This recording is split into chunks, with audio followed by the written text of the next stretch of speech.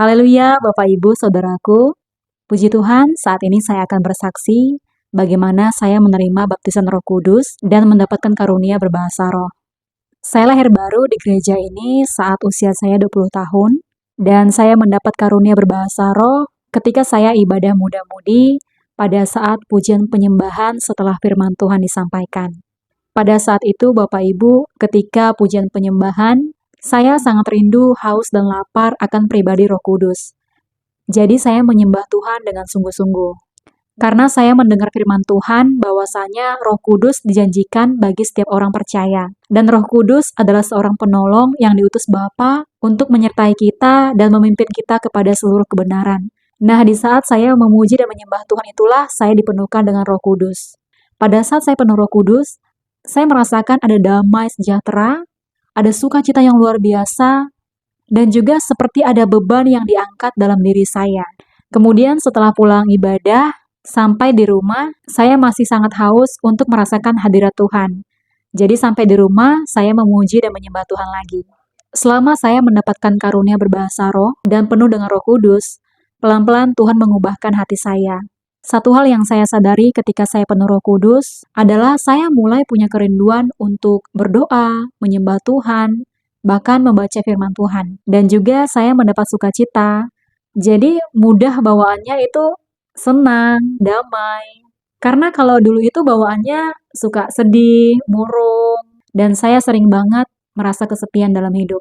Dan sebelum penuh Roh Kudus juga, saya masih sangat mudah untuk jatuh bangun dalam dosa. Tapi ketika saya penuh Roh Kudus dan berbahasa roh tiap-tiap hari dalam doa pribadi saya, di situ saya juga menyadari hati saya semakin Tuhan ubahkan. Roh Kudus memberikan saya kuasa untuk melakukan firman Tuhan. Karena kadang saya tahu firman Tuhan, seperti mengasihi, mengampuni, menyangkal diri. Tapi untuk melakukan semua itu, bagi saya sangat sulit. Gak ada kemampuan ketika saya mau melakukannya. Dan disitulah peran Roh Kudus membuat saya mampu dan bisa untuk melakukan firman. Karena dulu saya sering sekali dilanda dengan pikiran khawatir, dan juga saya sulit untuk mengasihi, mengampuni. Tapi ketika Roh Kudus penuhkan saya, pelan-pelan saya diberikan hati yang baru, dan hidup saya semakin diubahkan. Yang lebih saya rindukan lagi dalam Yohanes 14 ayat 16, firman Tuhan berkata, Roh Kudus adalah seorang penolong yang akan menyertai kita selama-lamanya. Jadi saya semakin sadar bahwasanya saya tidak pernah sendirian. Meskipun dulunya saya sering merasa kesepian dan gak punya tujuan dalam hidup. Ketika saya penuh Roh Kudus dan hidup saya dipimpin oleh Roh Kudus, saya juga melihat perubahan dalam diri saya. Yang dulunya kesukaan saya lebih banyak hal-hal yang duniawi. Bahkan saya nggak memikirkan perkara kekal. Bagi saya juga ibadah itu nggak terlalu penting. Dan juga fokus hidup saya itu hanya memikirkan yang di dunia ini saja. Tapi setelah saya dipenuhkan Roh Kudus, saya jadinya semakin mengerti bahwasanya hidup kita di dunia ini nggak hanya sekedar hidup saja.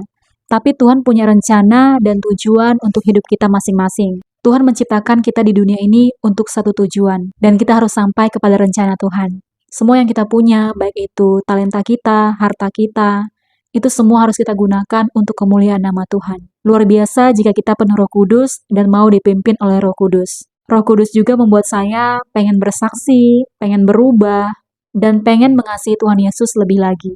Oleh sebab itu, Bapak Ibu Saudaraku, mari kita membangun manusia roh kita dengan berbahasa roh tiap-tiap hari. Jangan takut untuk berbahasa roh, karena itu adalah karunia yang diberikan Tuhan untuk kita. Bagi Bapak Ibu Saudaraku yang rindu dipenuhkan dengan Roh Kudus, Bapak Ibu Saudara minta kepada Tuhan. Bapa kita di surga adalah Bapa yang baik. Dalam Lukas 11 ayat 13, firman Tuhan berkata, Bapa akan memberikan Roh Kudus bagi mereka yang meminta kepadanya. Puji Tuhan, inilah kesaksian saya. Tuhan Yesus memberkati.